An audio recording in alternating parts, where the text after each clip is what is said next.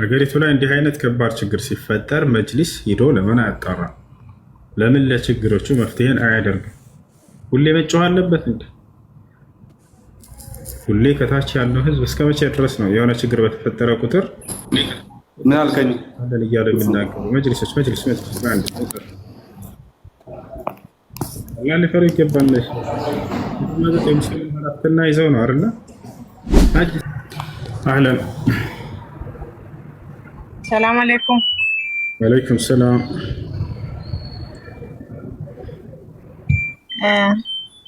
ብዙ ጊዜ ገስቲ ታች ሆኜ ምልክት ምናምን አደርጋለሁ፣ ግን ዛሬ ድል ሰጥተህ አውጥተኸኛል፣ አመሰግናለሁ።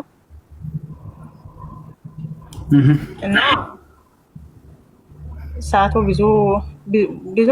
ብዙም እዚህ ማውራት አልፈልግም፣ ግን ውስጥ አድርገህ በኢንቦክስ ቁጥሬን ልከሃለሁ። ባይዘዌ እኔ ክርስቲያን ነኝ፣ በፊት ማለት ነው። በፊት ክርስቲያን ነኝ፣ ቤተሰቦቼም ክርስቲያን ናቸው። እኔ ክርስቲያን ሆኜ እስልምናን ተከታይ እስልምናን በጣም ወዳለሁ፣ ይከታተላለሁ ብዙ ጊዜ ማለት ነው። ቀጣይ ሰዓት ላይ እኔ እንጃ ውስጥ ገብቼ ሲያይ በጣም ውስጥ የተማርኩት ነገር ብዙ ስላለ እስልምናን እምነት ተከታይ መሆን ፈልጋለሁ ብዬ ውስጤ በሙሉ ሰጥቻለሁ ማለት ነው። እና ይሄንን ነገር በሚዲያ ሳይሆን በውስጥ መስመር ብታገኘኝ በጣም ደስ ይለኛል ለማለት ፈልጋለሁ። ትምህርት ራሱ መቀበል ቀድሜ ፈልጋለሁ። ራሴን ዝግጁ ሆኛለሁ። ለዛ ነው ብዙ ጊዜ እከታተላለሁ። ብዙ ጊዜ ነው ያው ብቻ አንተን ሰውን ብዙ ኡስታዞችም አሉ፣ እነሱን እከታተላለሁ። እኔ እንጃ ብቻ በጣም ውስጤ ደስተኛ ነኝ። ለዛም ብዙ መናገር አልፈልግም። ያለ ነገር በውስጥ አውረኝ። እኔ ሙስሊም መሆን ፈልጋለሁ ይላሉ። እሺ ፎሎ አድርጌሻለሁ። ስልክሽን አስቀምጪልኝ። እሺ አመሰግናለሁ። እሺ ጥያቄ አለ? ቀጥ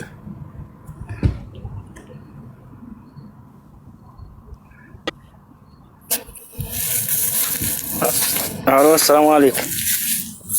ሄሎ አለይኩም ሰላም። ሰላም ነው ውሱ? አልሐምዱሊላህ። ሁሌም ገዝተን እንልካለን፣ ግን ያው ተራ አልደረሰንም። ዛሬ አልሐምዱሊላህ ደርሶናል። አንድ ጥያቄ ነበረኝ። እሺ ጥያቄ ያው ትንሽ ከበድ ይላል፣ ግን ሰው መግደል እንዴት ይታያል? ወይም ጥላትም ማለት ነው። ምን አድርጎ? ወይም ያጎት ልጅ የገደለ ወይም ወንድም የገደለ ወይም አባት የገደለ በቃ ዙሪያንን እንዴት ይታያል? አባትህን ምናምን ገሎብህ ነው ሰውየው? ዞሮ ይሄ እንደ ምሳሌ ነው። ግን ያው ወይ ያጎት ልጅ የገደለ አሁን እንዴት ይታያል? ስታጎት ልጅ ድረስ አባትም ሆነ ወንድምም ሆነ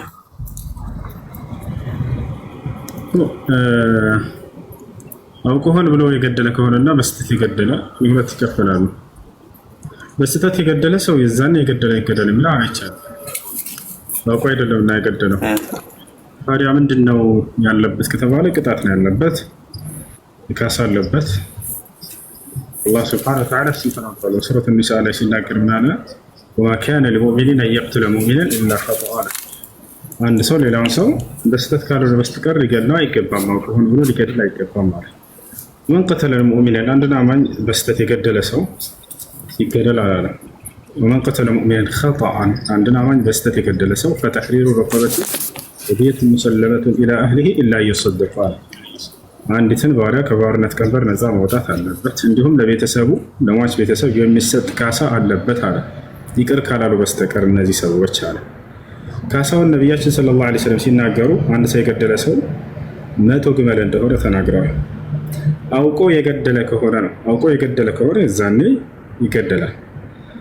አውቆ ሆን ብሎ የሰዎችን ደም ማፍሰስ ከባድ ኃጢአት ነውና ይህን ነቢያችን ሰለላሁ ዐለይሂ ወሰለም ሐዲስ ላይ ሲናገሩ ላ የሒሉ ደሙ ምርኢ ሙስሊሚን ኢላ ቢኢሕዳ ሰላስ አሰይቡ ዛኒ አነፍስ ቢነፍስ አታሪኩ ሊዲኒሂ አልሙፋሪቁ ሊልጀማዓ።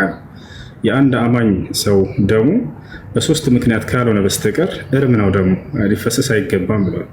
ከዚያ መካከል አንደኛው የሰውን ነፍስ አጥፍቶ ከሆነ ነው።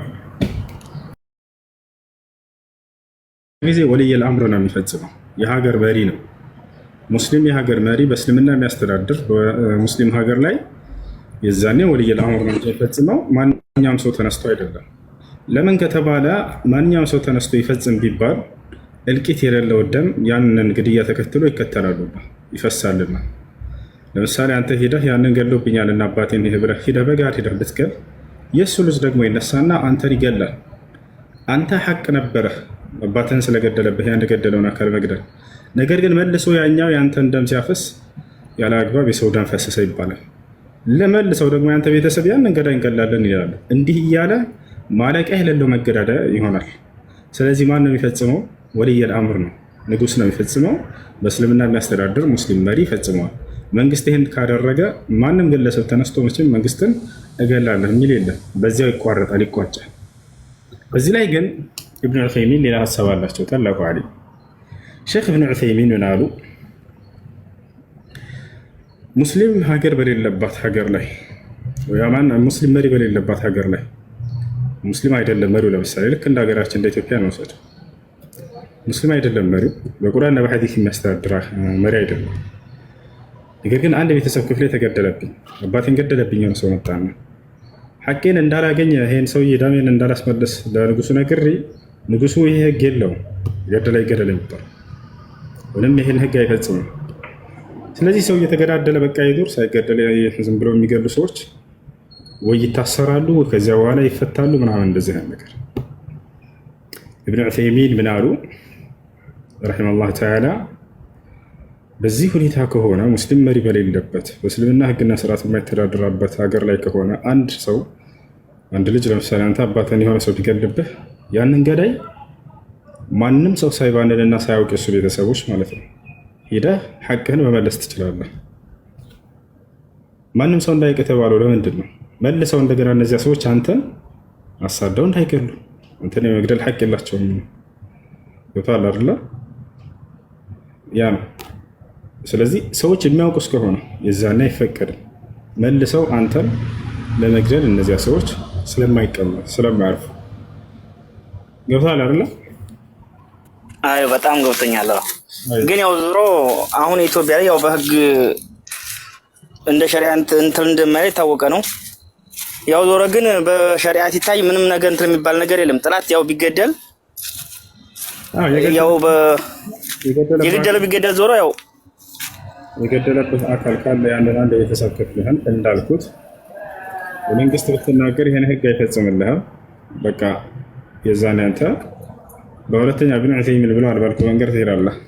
ጥያቄ ያለ ሌላ ይቀጥል። አመሰግናለሁ፣ በጣም አመሰግናለሁ። ሰላም አለይኩም ወራህመቱላሂ ወበረካቱ። ሰላም ናችሁ?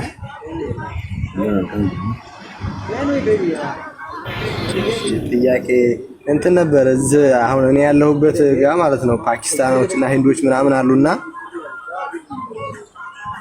ይሰማላ? ዝጋ ወይንም ራቱ ይቀንስ ሞሪ አይሰማም? እሺ ጥያቄ ምንድን ነው? ከ11 ሰዓት ተኩል እስከ 12 ሰዓት ተኩል ቁርአን መቅራት አይቻልም ምናምን አሉኝና እንዴት ነው ምናምን ብዬ እንዳልጠይቃቸው ደግሞ ቋንቋቸው ስለማላውቀው ያንን ለመጠየቅ ነው። ታዲያ ከ11 እስከ 12 ሰዓት መቅራት አይቻልም የሚለውን እንዴት ተረዳቸው? በምን ቋንቋ ማለት እንትን ነው ቋንቋው በእንግሊዘኛ ነው። ይሄ ቁርአን ኖት ሪዲንግ ከ11 ተኩል እስከ 12 ተኩል ዚስ ታይም ኢዝ ባድ ታይም ምናምን አሉኝ ማለት ነው። ለዛ ነው። እሺ ለማንኛውም ስህተት ተሳስተዋል። እሺ ተሳስተዋል። በየትኛውም ጊዜ ቁርአን መቅራት ትችላለህ። እነሱ የተረዱት በተሳሳተ አረዳድ ነው እንጂ ምንድነው ያለው ነገር በዚህ ሰዓት ሱና ሶላት አይቻልም። ነቢያችን ሰለላሁ ዐለይሂ ወሰለም ሐዲስ ላይ ያሉ ወይንም ሐዲስ ላይ ምስል መጥቶ ነሃ ረሱላህ ሰለላሁ ዐለይሂ ወሰለም الصلاه بعد العصر حتى تغرب الشمس የአላህ መልእክተኛ ነብዩ ሰለላሁ ዐለይሂ ወሰለም ከአስር በኋላ ፀሐይ እስከጠልቅ ድረስ ሶላት መስገድን ከልክለዋል ነው የሚለው ሐዲስ። ቁርአን መቅራትን አይደለም። እሺ ቁርአን መቅራትን አይደለም። በዚህ ሰዓት ላይ ሱና ሶላት ሆን ብሎ ሰውየው ተነስቶ መስገድ አይችልም።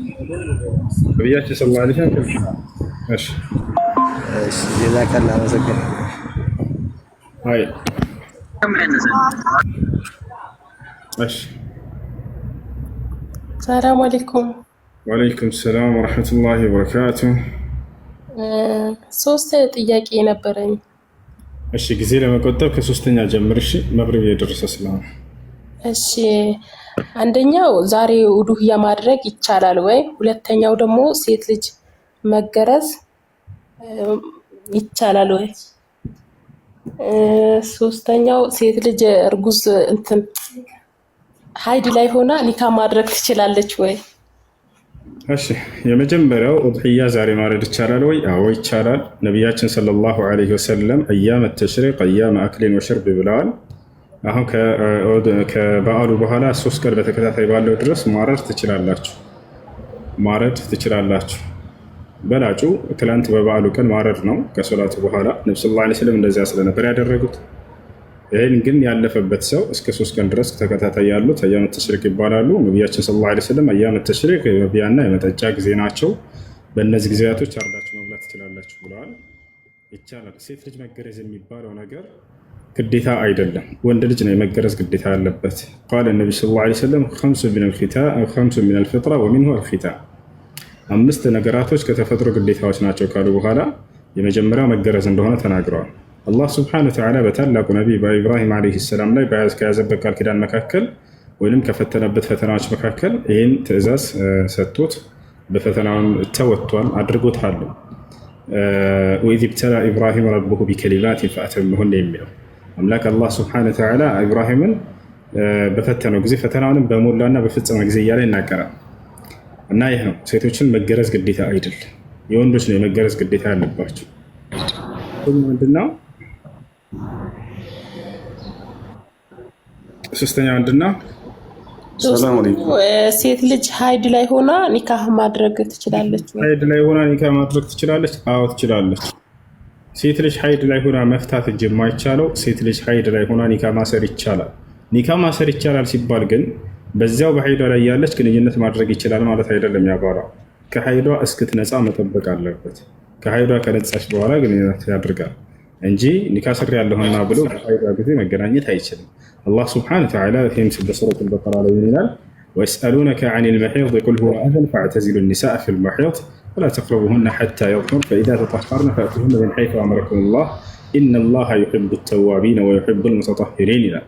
ሙሐመድ ሆይ ስለ ወር አበባ ይጠይቁሃል፣ እንዲሁም ብለህ መልስላቸው፣ እርሱ የወር አበባ ደም ቆሻሻ ደም ነውና ሴቶችን በወር አበባ ጊዜ ከግንኙነት ራቁ፣ ተጠንቀቁ ይላል።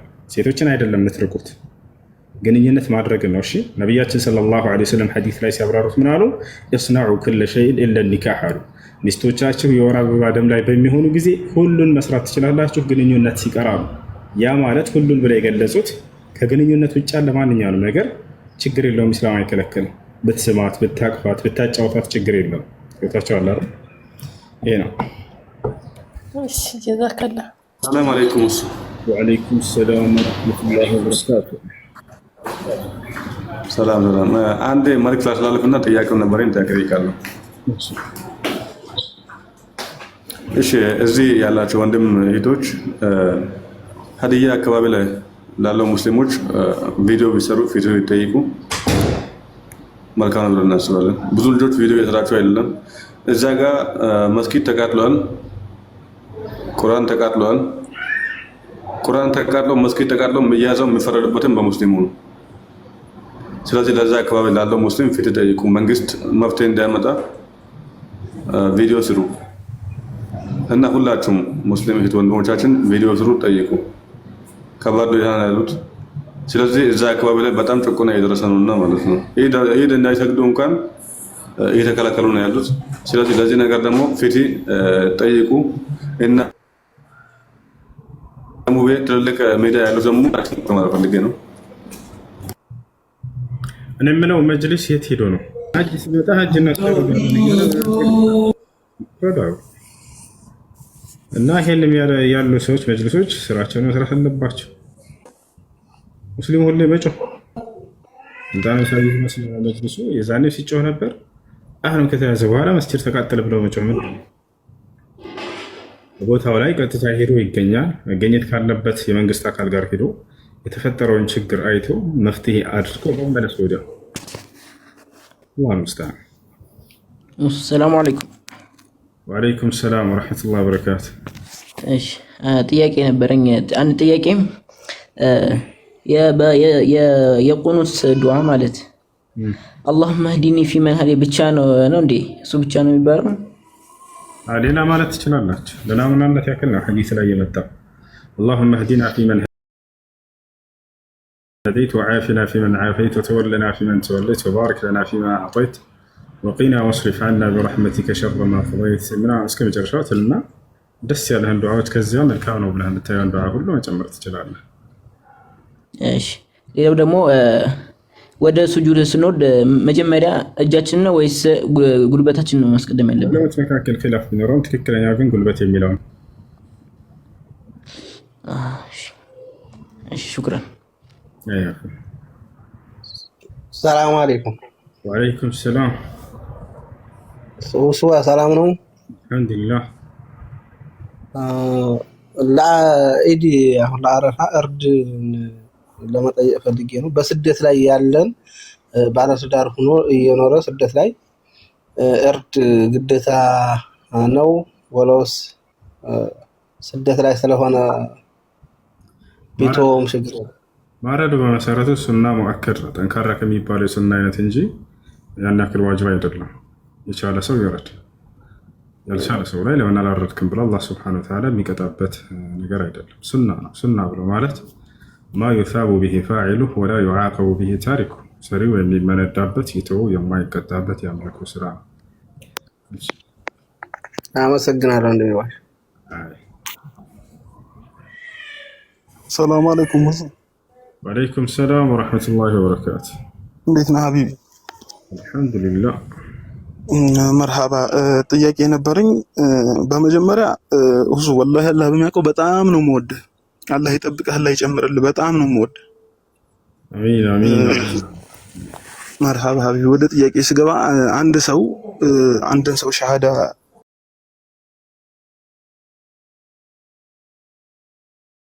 ላመነ ወይም ደግሞ ለክፋት እንደሆነ ተጠረጠረ ሸሃዳ የሚይዘው ሸሃዳ ይዞ የሆነ ነገር ቢሰራ ይሄኛው ሰው ሸሃዳ ያስያዘው ሰው ተጠያቂ ይሆናል? ተጠያቂ አይሆንም። ከላይ ባየው ነገር የውስጡን አላህ ይወቅ። ከላይ አስይዘኝ ብሎ እስከመጣ ድረስ ምን መቀበል እፈልጋለሁ እስካለ ድረስ አይ አንተ እንዲህ አስበህ ነው ብሎ ሸሃዳውን ሊነጥቀው ሊነፍቀው አይገባም። እኛ የውስጡን አናውቅ። መርሃባ። ይኸው ለመሰለ የጠየቁ ቅድም መስጂድ መጥቶ ነበር አንድ ሸሃዳ የሚይዝ ልጅና የሆነች ልጅ ጋር ነው የመጣው እና የሆነች ልጅ ጋር ነው የመጣው እሷ ጋር ለመኖር ነው እና ኢማሙን ጠራንለት። እሳቸው ሸሃዳ ሲያዙት ግን እሳቸው እንትን አሉ፣ ትንሽ ሸክ ገባቸውና ከያዙ በኋላ ከሄዱ በኋላ ከተወሰነ ደቂቃ በኋላ ደወሉልኝና ኒካ ማሰር እንፈልጋለን አሉ ይመልሰው እና አሁን ይሄንን ማለት ሸሃዳ ከያዘ ከ10 ደቂቃ ምናምን በኋላ ነው እና አሁን ኒካ ቢያሳስሯቸው እሳቸው የሆነ ነገር ሸክ ገብቶባቸው እና ልጅቷን የሆነ ቢጎዳት ወይ የሆነ መጥፎ ነገር ቢያደርጋት እሷ ጋር እንትን ለማለት ብሎ ብቻ ከሆነ እንደዛ የሚያደርገው እሳቸውን ያስጠይቃቸዋል። ይሄ መጀመሪያ እሷን ይጠይቃት። አንድ ሴት ልጅ ይህን ሰው ሸሃዳ ሲይዝልኝ ብላ ስትመጣ ጊዜ ይጠይቁ ይተጠየቅ። ብዙ ጊዜ አገባሻለሁ ስላለሽ ለምንልሽ ለምንልኝና ምናምን ብለው የሚመጡ ሰዎች አሉ። እንደዛ መሆን የለበትም። ነገ ይሄ ሰውዬ ኒካ ካሰረ በኋላ እሷን ለማግኘት ብቻ ከሆነ ወደ እምነቱ የማይመለስበት ምንም ምክንያት አይኖርም፣ ሊመለስ ይችላል። ስለዚህ አንድ ሰው እስልምና እንዲቀበል ስታደርጉ ጊዜ ትዳርን ቁማር አስቀምጣችሁ መሆን የለበትም። እንደዚህ ስለሚልኝ እሰልምልሃለሁ ምናምን ብለው ነገር ግን የነቢያት መንገድ መሆኑን እስላምን ተረድተው አምላክ በነቢያት በኩል የደነገገው ብቸኛው መለኮታዊ ሃይማኖት መሆኑን ተረድተውና ምንም ቢሰልሙ ነው መደረግ ነው። እሺ ነገር ተጠንቀቁ። እዚህ ካላችሁ ምናልባት ሰውን ማክፈር ሲያቅታቸው ጊዜ በትምህርት በቃ አገባሃለሁ በሚል እንዲህ አይነት መንገድ ሊሄዱ ይችላሉ። ጥንቃቄ አድርጉ። ነቢያችን ሰለላሁ ዐለይሂ ወሰለም ጋር የሆነች ሴት መጣችና ያ ረሱላላህ ኡሪዱ አን አተዘወጅ ቢማዛ ተንሰሕኒ አለች።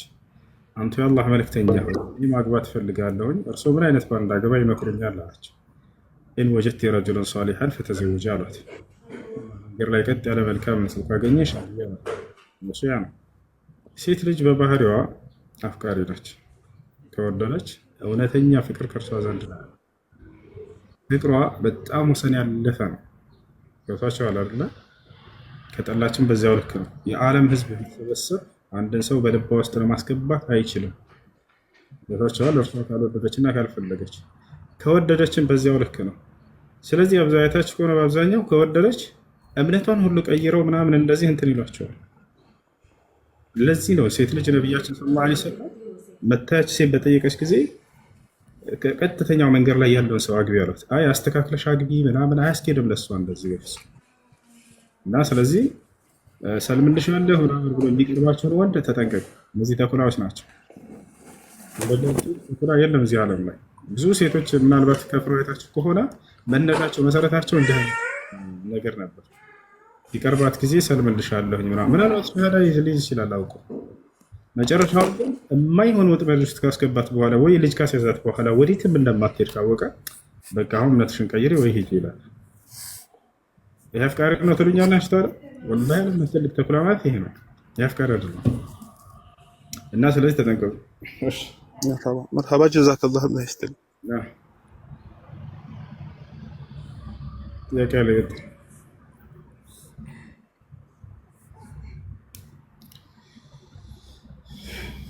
እሺ السلام عليكم ورحمة الله وبركاته. وعليكم السلام ورحمة الله وبركاته. እሱ ለአላህ ብለን እንወዳለን። ማሻአላህ ጀዛከላህ ኸይር። እንትን ጥያቄ ሰላም አለይኩም። እሺ በሰራ እሺ ይቀጥል። ይሰማል? ይሰማል።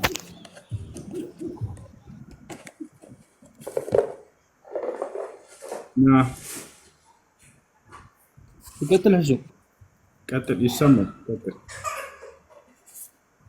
እንትን ጥያቄ ንጽጽር መማር ፈልግ ነበርና ንጽጽር ኢስላም መማር ያለብኝ ነገር ምን አስተካኛል ተፍሲር ምናምን ነገር አለብኝ ወይም ሐዲስ። ሰላም አለይኩም ወራህመቱላሂ ወበረካቱ። ወአለይኩም ሰላም። አንድ ሰው እያወራ ከሆነ ያ ሶስት ቁጥር ሲደርስ አዳምጦሽ አለኛ ተራ መጠበቅ ነው። ሁለተኛ ሰው ማክበር ስትወላቸው አዳምጡ። እሺ ንጽጽር መማር ፈልጌ ነው ከምን ጀምር ያልክ መሰለኝ። ንጽጽር ትምህርት የሚያስተምሩ ሰዎች ካሉ ምናልባት ኡስታዝ ወሂድ ያስተምራል ይመስለኛል። የምታውቁ ካላችሁ አገናኙት እዚያ ተማሩ። ሌላው ነገር ሰላም አለይኩም። ምን አንድ ጥያቄ ነበረኝ። ያወራን ነው ወንድም እባክህ ተረጋጋ። ሌላውን አልባት ነው የቀራችሁ ታውቁ በዚህ ጉዳይ ላይ የኢትዮጵያ ሐምድ ወሂድ kitab الجواب الصحيح لمن بدل دين المسيح الجواب الصحيح لمن بدل دين المسيح የሸይኹ ልእስላም ኢብኑ ተይሚያ ረሒመሁላህ ተዓላ ኪታብ ነው። አውርደውና እሱን አንብበው። በጣም አሪፍ ኪታብ ነው። በዚህ ኪታቡ ላይ ሸይኹ ልእስላም ኢብኑ ተይሚያ ከክርስቲያኖች የሚነሱ ጥያቄዎችን ያ ማለት መሲሁን አምላክ ነው ለማድረግ አምላክ ነው ብለው ለማሰብ ማንጃ ነው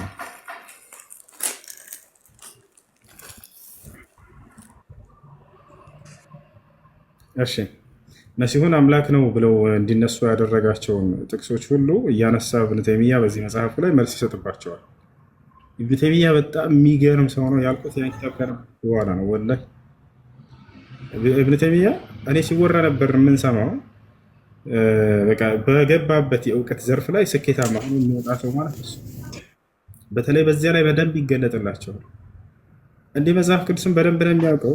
ወላሂ እንዳለ ጥቅሶችን እያነሳ ከነ ምዕራፍ ከነ ቁጥራቸው ቁጭ አድርጎ ይመልስላቸዋል። በዚያ ላይ በጣም ደግሞ የሎጂክ ሰው ነው። ሎጂክ በአረበኛ መንጥቅ ይባላል። በጣም የሚችል ሰው ነው። እንዲህ ከሆነ ይሄ አምላክ ሊያደርገው ይችላል አይነት ነገር ነው አብዛኛው አካሄዳቸው አይደለ? ያን ሁሉ እያነሳ እንዳለ ይመልሳል። እና ይሄ ኪታብ አንብቡት። ከዚህ በፊት ከዝሁር እስከ አሱር ድረስ ባለው ጊዜ ይሄን ነገር አስተምር ነበር።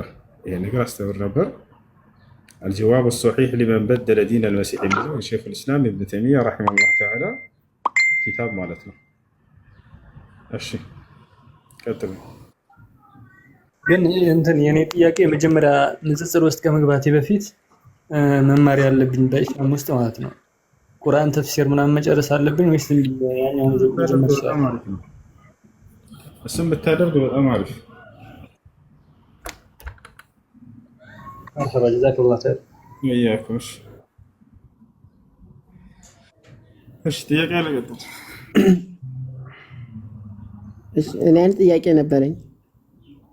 እሺ መርሐባ ዋን ላቭ የሚለውን ልጅ ኮሜንት ላይ ዚክራ ፎሎ አድርጊውና እስላማዊ ትምህርት የሚሰጥበት የወንዶች ግሩፕ አስገቢው። እሺ እስልምና ተቀብሎ ነው።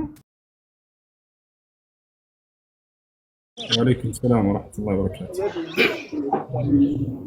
ወላሂ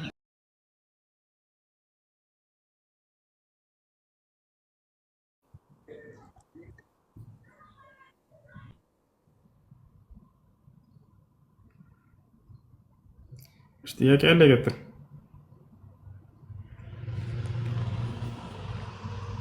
ከሌላችሁ ነው። ሰላም አለይኩም። ይሰማል? ገጠር አካባቢ ላይ ቁርአን ምን አልከኝ? ሰላም አለይኩም። እሱ አለይኩም ሰላም። ሰላም አለይኩም። ድምጽ ይሰማል? እሱ ሰላም አለይኩም።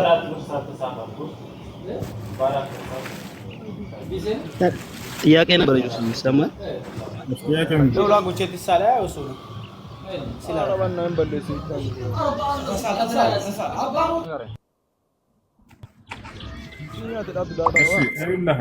አሁን ፎሎ አድርጋለች ታናግራለች። እሺ ዚክራ ዋላ የሚለውልሽ ኮሜንት ድምጽ ይሰማል? እሱ ያ አናግረው። እሱ ግሩፕ ልጆች ጥያቄያችሁ ምንድን ነው? ጥያቄ አላችሁ? አዎ አለን። እሺ ጥያቄ ምንድን ነው? የኔ ጥያቄ የሰው ብልት ማየት ማለት በሁኔታዎች ማለት ነው ሳይታሰብ 40 ቀን ሰላት ያጠፋል? ምን አልከኝ? እሰማለሁ። ምን አልከኝ? ድጋማ። አይ አሁን ለምሳሌ ሻወር ምናምን ሲሉት በድንገት የሰውን ብልት ማየት 40 ቀን ሰላት ያጠፋል ወይ? አይሰማም እንዴ? ስተት ነው አያጠፋም። ምንም ወንጀል የለብህም። አይሰማም ኡስታዝ። ሳታስበው የሰው ብልት እንዳጋጣሚ ብታይ እንደ ወንጀለኛ አትቆጠርም። አስበህ ሆን ብለህ ስታይ ጊዜ ነው። ጀዛከላ። ሰላም አለይኩም። ወአለይኩም ሰላም። ሰላም አለይኩም።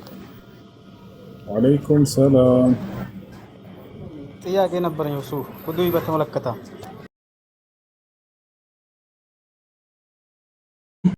ማዛሪሽ ሰማለው ይሰማል። አንድ ጃማን ስትዩ በርናት ዘመቴ እንዲያርገች ሌሎቻችሁ ቅያሪ ብራ ታርጉ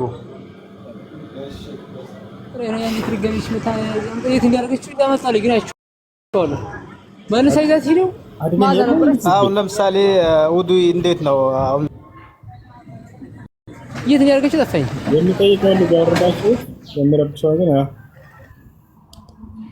ሰላም አለይኩም። እሱ ይሰማል? ለምዜ ወአለይኩም ሰላም። እሺ ሰላም አለይኩም። እሱ ሰላም አለይኩም።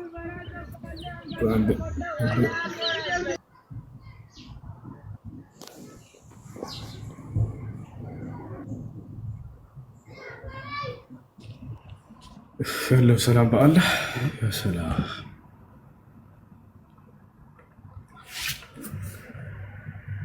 በኮሜንት ብቻ ጠይቁ።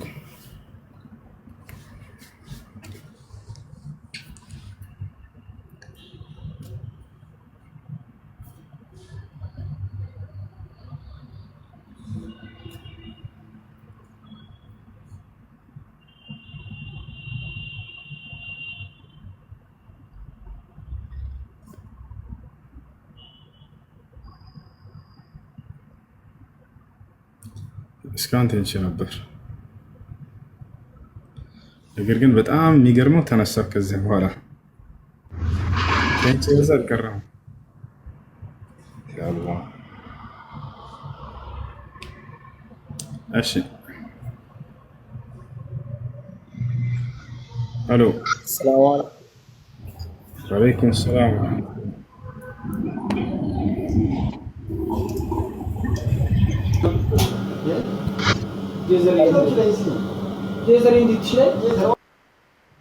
አድሚኖች ሰው አስገብታችሁ ልክ የሚጮህ የሚረብሽ ቦታ ላይ ከሆነ ወደ አውርዷቸው። ይሰማል ማለት ድምጽህ ነው? አዎ ድምጽህ ከሆነ ይሰማል። ጥያቄ ምንድን ነው? በመጀመሪያ نحبك لله وفي الله أحبكم الله الذي أحببتموني من أجله እሺ በመቀጠል ያው ጥያቄ አንድ የነበረን ጥያቄ